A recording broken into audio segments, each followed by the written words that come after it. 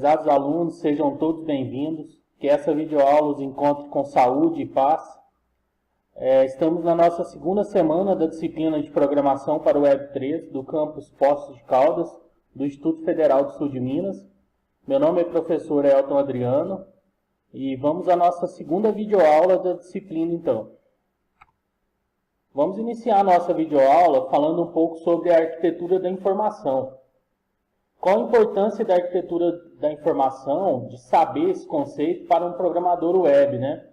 Primeiramente, vamos definir aí o que é uma arquitetura da informação.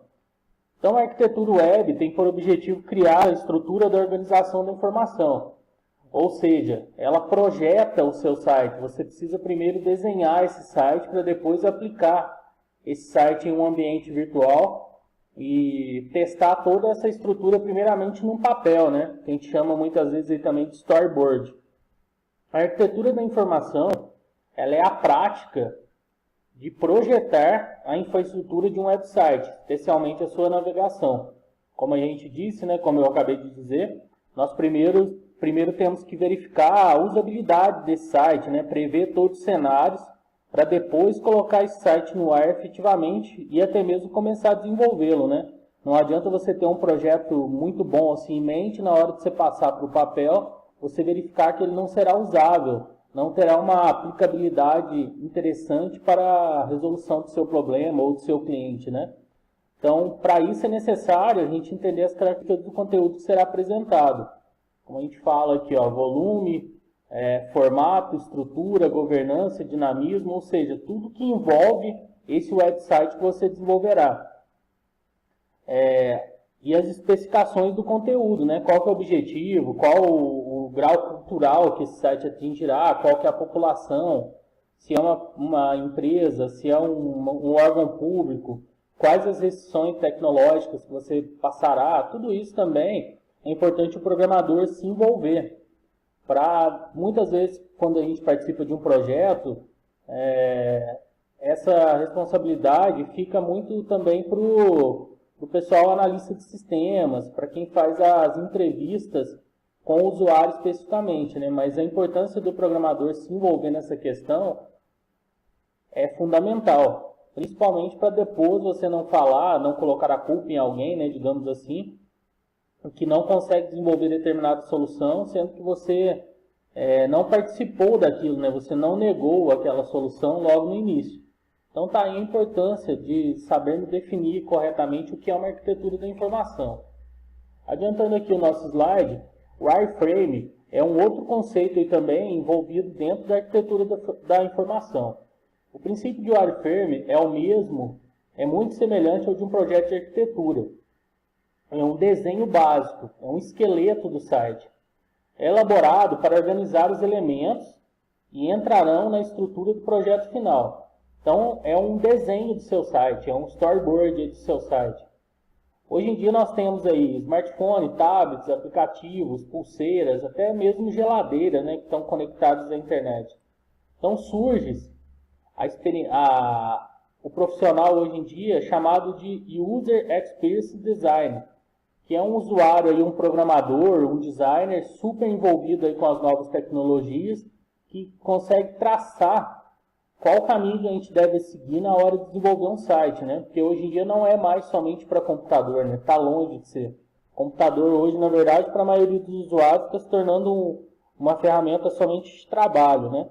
No momento de lazer, é um tablet, é um celular, ou até mesmo uma TV. Então, isso tudo a gente tem que prever e surge o wireframe, desculpa.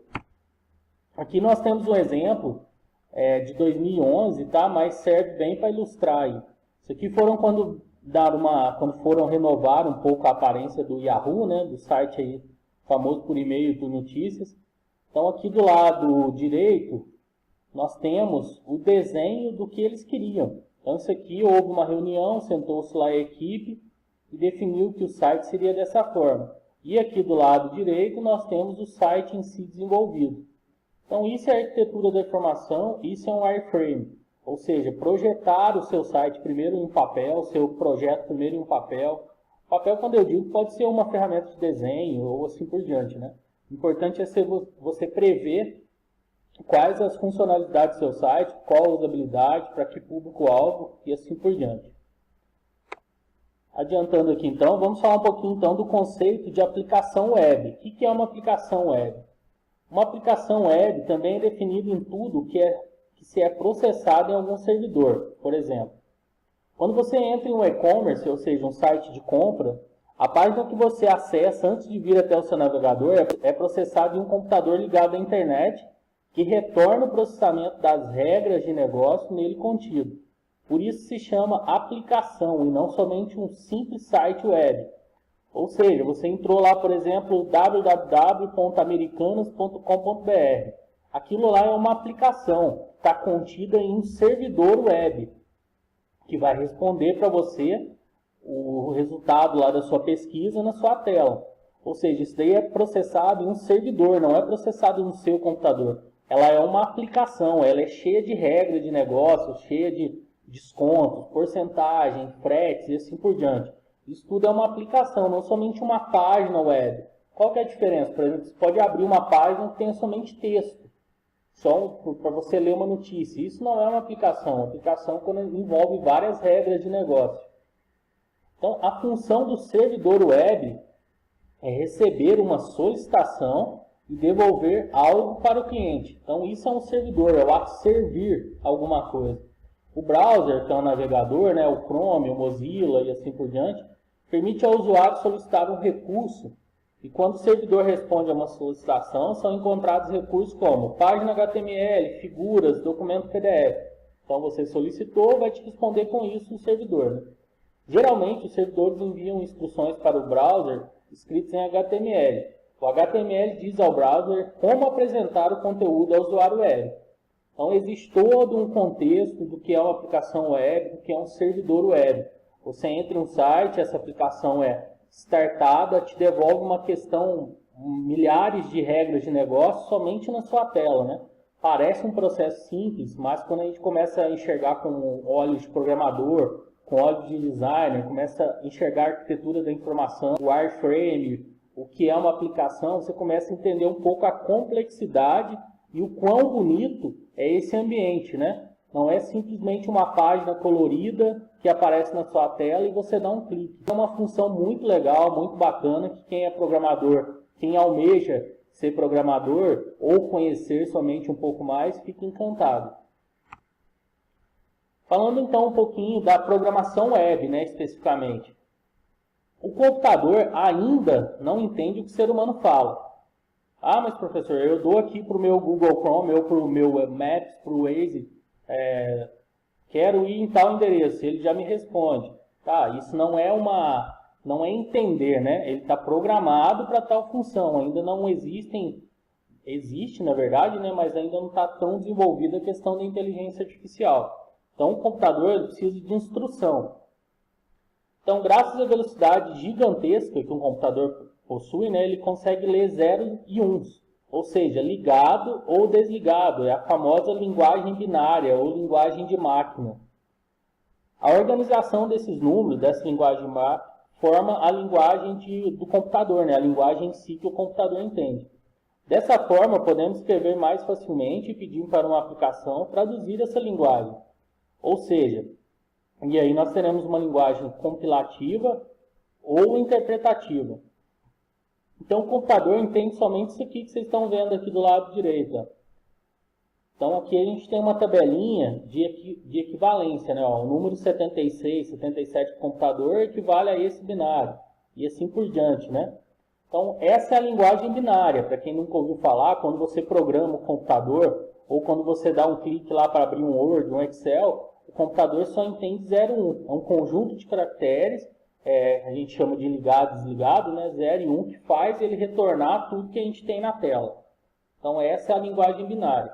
Tudo que eu estou falando, gente, apesar de tentar estar sendo o mais aprofundado possível, obviamente a nossa carga horária não permite tanto explicar detalhadamente cada conceito que é falado. Então, peço para que cada um pesquise, tente entender um pouco mais sobre o que é falado.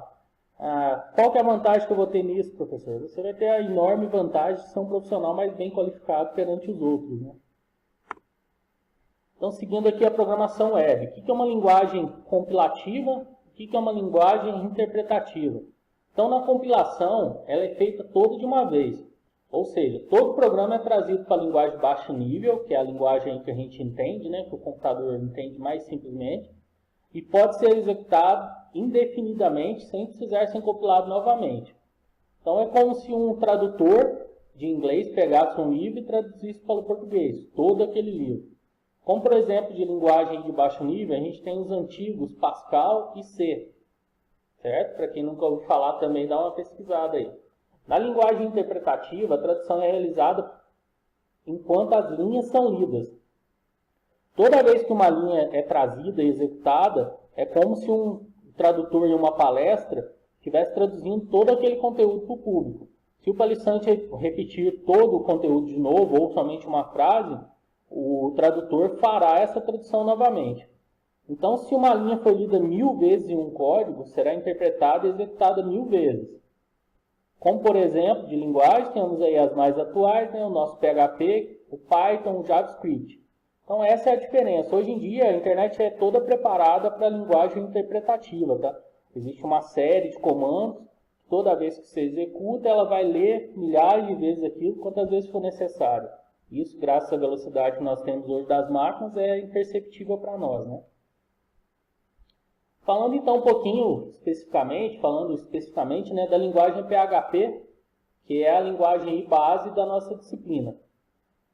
PHP é uma linguagem de script executada do lado do servidor, ou seja, não é nada executado no seu computador. Tudo que você executa será executado em um servidor web, em uma aplicação web. É uma poderosa ferramenta para a criação de páginas web dinâmicas e interativas. PHP significa Hypertext Preprocessor. Ele é aberto, ou seja, o código dele é aberto, né, igual ao Linux. Quem quiser pode melhorá-lo e disponibilizá-lo gratuitamente. Por ser uma linguagem de programação que é executada do lado do servidor, ela deve ser instalada junto ao servidor de páginas web. Se você for contratar um serviço de hospedagem de website, deve verificar se no servidor está instalado PHP, a fim de garantir aí a compatibilidade, né? Então, para executar uma página em PHP, nós precisamos de um servidor. E quando você vai colocar essa página no ar, você deve verificar se aquele servidor de internet ele possui compatibilidade com a linguagem PHP. Hoje em dia a maioria já tem essa compatibilidade, né? Então vamos falar um pouquinho sobre a questão da página web, né? Você precisa de um servidor. Como que a gente vai fazer? Vai comprar um servidor aí para o nosso curso? O servidor de teste, como eu disse, né? A página, se a gente vai precisar contratar um servidor? Obviamente que não, existe um servidor de teste. O que é um servidor para a gente definir? É tudo que serve, por mais óbvio que seja, né? A definição é essa mesmo. Então, por exemplo, nós temos um servidor de e-mail, que serve e-mails, temos um servidor de vídeo, como o YouTube, que serve vídeos e assim por diante. A instalação do PHP deve ser feita em um servidor web já instalado. Ou seja, para isso a gente vai instalar aí um servidor local. Então, para testarmos a nossa página em PHP, precisamos que a empresa forneça, como eu disse, não, né? Dá para a gente trabalhar aí com um servidor local e com o PHP localmente. Depois que nós faremos esse envio da página em si para uma empresa contratada, né? Para aí sim ela estar disponível na internet. Então o servidor de teste é isso, é um servidor local, trabalharemos aí com o PHP localmente, né? E para depois, obviamente, a gente colocar isso daí no ar, né? Para a internet em si, para a rede mundial. Então, como servidor local, nós utilizaremos o XAMPP. A maioria das pessoas falam XAMPP, tá? Ou XAMPP, mas na verdade a pronúncia correta é XAMPP. Aí é questão de idioma mesmo, né? Todo mundo conhece como XAMPP, mas a pronúncia correta é XAMPP. Só uma curiosidade para vocês. Então, esse pacote de software, ele é disponível de forma gratuita, tá? Na apostila tem o link aí para ele, tanto para o XAMPP Portable, para o XAMPP Portable, quanto para o XAMPP para PC, para computador. Então, assim que vocês abrirem o link, vocês vão escolher o pacote para PHP. Na página seguinte eu vou mostrar isso daí para vocês, no slide seguinte.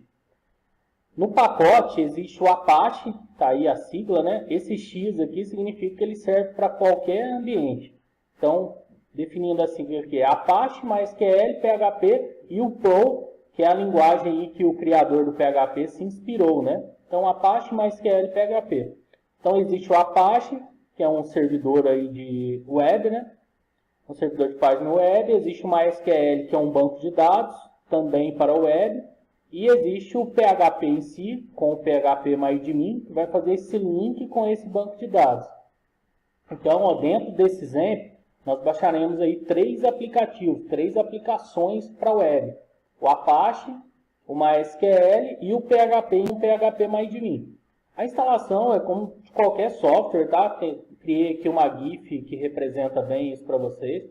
Então, vai abrir a tela seguinte, você vai desmarcar essa tela aqui para falar que você não quer instalar os softwares adicionais e assim por diante. Basicamente é next, desmarcar essa tela e finalizar o computador. E finalizar a instalação em si, né? Logo em seguida já estará disponível aí o Zemp para utilização. Aqui temos a página, né? Vocês vão baixar, como eu disse lá na apostila, tem o link do site apachefriends.org. Não recomendo baixar de outro site, tá? Que o Apache Friends é o pioneiro aí disso, dessa disponibilização do Zemp. E assim que vocês abrirem a página, vocês vão clicar, se você utilizar o Windows, obviamente, né? Nessa versão aqui, ó, vai baixar o Zemp com o PHP 7.2.9, que é o último PHP. PHP também tem versões, tá? Igual o Windows tem 8, 7, 10, Windows XP e assim por diante. O PHP também existem versões. Se você clicar nesse botão aqui, você vai obter as outras versões aí do PHP. Então, basta clicar, o download é mais ou menos 120 MB, e depende da sua internet, né, para ver a duração aí do download, mas não é nada extremamente pesado também. Depois que você fez o download, fez aquela instalação do slide anterior, você vai verificar se está tudo instalado corretamente aí no Zemp. Então, o que você vai fazer? Você vai abrir o seu navegador e digitar esse endereço aqui, ó, http://localhost.zemp. O que é isso daqui? Isso daqui é como se fosse a página local do seu servidor. Você digitando isso daqui, ele vai abrir uma tela para você escolher uma linguagem. Você pode escolher Português Brasil e o resultado será o seguinte: bem-vindo ao Zemp para o Windows. Certo? Então, baixou, instalou. Desmarcou lá a opção para não encher seu computador, para não ficar com muito software. Concluiu, você vai abrir o localhost/zemp, escolherá uma linguagem, abrindo essa página aqui na web, aí no seu navegador, né, na web local, estará configurado aí o Zemp. Certo? Depois que você fez essa instalação, abriu a página, você vai lá no seu painel de controle, vai digitar lá Zemp, né? Ou procurar o software, vai abrir essa tela para vocês. O que é essa tela? Essa tela é para você habilitar o serviço que você vai utilizar no Zemp. Então, como nós vamos trabalhar aí com o PHP, MySQL e Apache, você vai, aqui eu já tinha startado, vai estar escrito o botão Start, você vai clicar no Start, ele ficando verdinho já está funcionando. MySQL também é a mesma coisa, vai estar o botão Start, você clicando e ficando verdinho, já vai estar configurado. Certo? Não tem segredo, pessoal. Quem tiver aí alguma dúvida, pode mandar mensagem ou pode pesquisar aí na internet, pode perguntar aí pro tutor também, né? E pode mandar mensagem direta que responde aí com maior facilidade. Mas não tem erro. Se tiver alguma dúvida, você pode digitar lá também no Google instalando o Zemp e vai ser bem tranquilo, tá? Aqui mesmo falando também, mostrando imagem, tá bem explicado, dá para você seguir tranquilo. Depois que o Zemp, nós necessitamos de uma IDE. O que é uma IDE? Então, o Zemp é um servidor, né, local que possui Apache, MySQL e PHP, necessário para a gente começar a criar nossas páginas PHP. Então, uma IDE é um ambiente integrado de desenvolvimento, ou seja, é como se fosse aí, por exemplo, vamos colocar assim um exemplo simples, né? Como Word fosse uma IDE para você criar texto. Então, o IDE é um programa, né, um ambiente onde você vai criar efetivamente essa linguagem de programação em si. Então, ou seja, ele reúne vários aplicativos que são necessários e úteis, né, para o desenvolvimento. Nós utilizaremos a IDE NetBeans, que é uma IDE também gratuita, disponível aí na internet e uma das mais utilizadas para a gente trabalhar aí. Ela suporta tanto Java, quanto PHP, quanto outras linguagens. Tem uma infinidade de linguagem nela, tá? Nós trabalharemos com ela para PHP. O link também para download está na apostila e na tela seguinte aqui também. Aqui é a tela dele, né, depois de instalado. A instalação também é a mesma coisa, tá? Bem simples, bem tranquila. Se tiver alguma dúvida pode me mandar ou também pesquisar na internet, que tem bastante material. Aqui em si está o site, né? Você vai baixar aí netbeans.org/downloads. E aqui é o que eu falei, ó, ele tem suporte para muitas aplicações. Para Java EE, aí, Enterprise, né? Para HTML5 e JavaScript, PHP, C, C++ ou a versão aí com tudo. Para ficar mais leve, aqui ó, 112 MB mais ou menos, eu baixei aqui e recomendo também para vocês baixarem somente o PHP, que ele vai suportar aí HTML5 e JavaScript e PHP. O PHP aí é o mais atual, né? É o que a gente falou anteriormente, o 7.2.9, né? Se não me falha a memória. Enfim, você vai escolher a plataforma aí do seu computador, né? Se é processador 86 ou 64 bits. A maioria geralmente é 64, né? E assim por diante. Feita a instalação, feito o download, feita a instalação e configurado aí, ambientando a tela, nós vamos começar a criar aí o primeiro ambiente dentro do NetBeans. Ou seja, nós vamos criar aí o primeiro projeto, né? Dentro do NetBeans, toda a página ela é chamada de projeto. Para isso, nós vamos então criar uma página simples, que é o Hello World. Diz a lenda, se você não conseguir criar a primeira página em uma linguagem com facilidade, você deve desistir dessa linguagem e seguir adiante a vida. Isso aí é uma forma descontraída que os programadores têm aí de falar se você tem aptidão para tal coisa ou não, né? Mas, obviamente, com dedicação, se você não conseguir a primeira vez, dedicando, você pode conseguir até na 10ª, está tudo certo. Como eu disse, ó, no NetBeans, cada site é um novo projeto e será aberta aí a tela a seguir para você. Então, ó, a gente vai clicar no botão próximo, digitar um nome por projeto e, em seguida, definir o localhost, que é a página local onde estará a nossa URL aí, onde estará a nossa página em si. Depois, finalizar. Temos telas aí seguinte para ilustrar, tá? Então você instalou, baixou, instalou, configurou bonitinho. Você vai dar um File, New Project. Vai abrir a tela aí para você criar um novo projeto. Aqui você vai dar aquele nome que a gente falou anteriormente, né? O localhost. Vai dar o nome aí de Hello World, né? Hello Mundo, quer dizer. Certo? Você vai dar esse nome aí, tem que ser juntinho, assim, maiúsculo, tá? Para seguir esse exemplo aqui, tem que ser dessa forma. Se você quiser dar outro nome, também tranquilo, só você lembrar que você configurou de uma outra forma.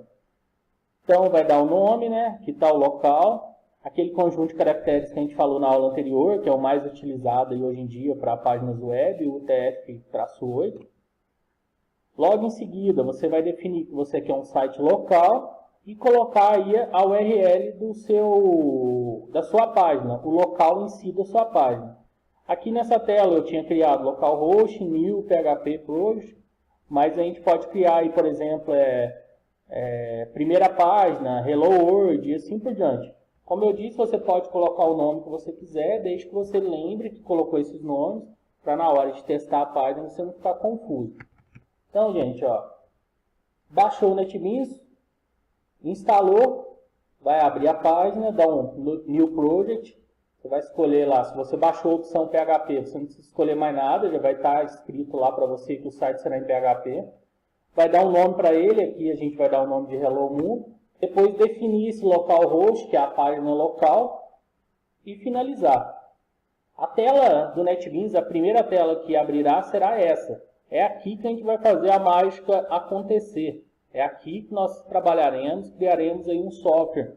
Obviamente que nessa disciplina nossa, nós teremos uma introdução, né, mas espero que todo mundo aí dedique-se e realmente seja um programador, que é uma área da tecnologia da informação que é deficitária, né? Tem muito campo aí para quem se especializa. Então aqui, ó, ele vai dar o nome aí do nosso projeto, Hello Mundo, já cria uma página index, que é a página inicial, a página principal aí do site, né? E aqui abre já a estrutura básica do PHP.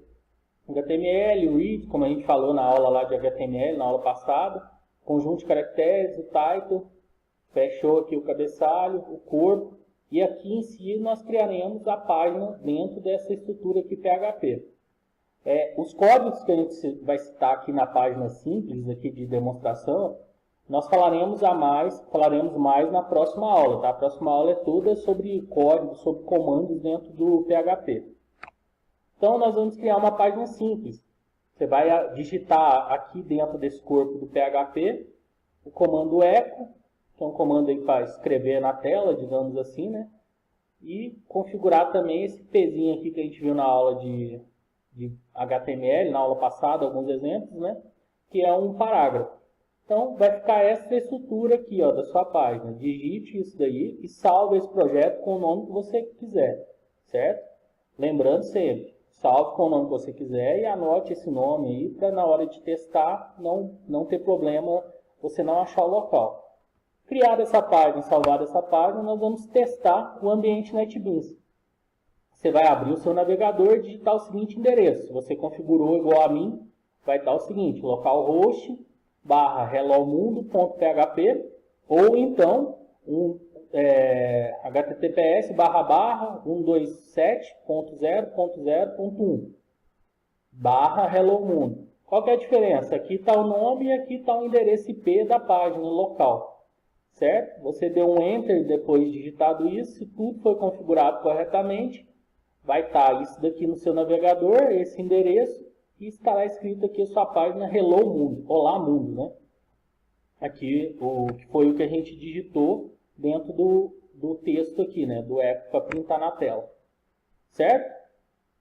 Muito confuso, muita coisa? Acredito que não, tá? Feito esse primeiro passo, essa configuração do IDE, instalação, tudo isso, depois é só a gente criar a página em si, não haverá mais necessidade de toda essa configuração. Sentiu dificuldade, mande uma mensagem, pesquise na internet, só não deixe de tentar, não deixe de instalar, tá? Até a próxima aula, um forte abraço aí, uma boa semana de estudos a todos, fiquem com Deus, até a próxima.